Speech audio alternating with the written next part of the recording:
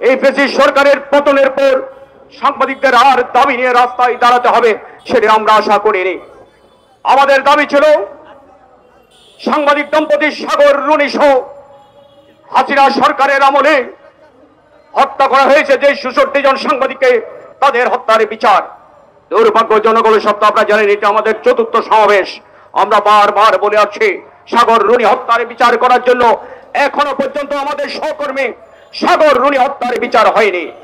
আজকের এই সমাবেশ থেকে আমরা এই সরকারকে বলে দিতে চাই, অবিলম্বে সাগর রুনি হত্যার বিচার করতে হবে, সকল সাংবাদিক হত্যার বিচার করতে হবে, সাংবাদিকদের জন্য সুরক্ষা আইন করতে হবে, সাংবাদিক নির্যাতন বন্ধ করতে হবে, গণমাধ্যমের পূর্ণ স্বাধীনতা দিতে হবে।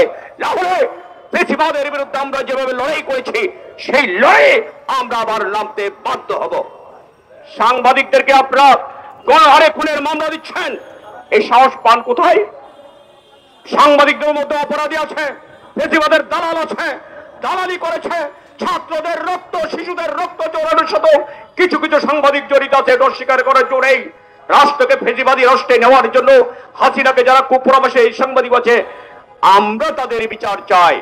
কিন্তু গণহারে সবাইকে আপনারা আসামি করবেন, এটা আমরা অন্তত মেনে নিতে পারি না। একজন পেশাদার সাংবাদিক হিসেবে আমরা এটা বন্ধ করার দাবি জানাচ্ছি। আমরা মনে করি একটা সুসময় এসেছে এদেশের সর্বস্তরের মানুষের শ্রমের বিনিময়ে, রক্তের বিনিময়ে এটা যেন ব্যর্থ না হয়। আমরা এই সরকারকে তাই আজকের এই সমাবেশ থেকে অনুরোধ জানাচ্ছি, সাংবাদিকদের এই দাবিগুলো, আমাদের যে দাবিগুলো আমরা গত সমাবেশে দিয়েছি 9 দফা দাবি, আমাদের দাবিগুলো যেন অবিলম্বে মেনে নেওয়া হয়।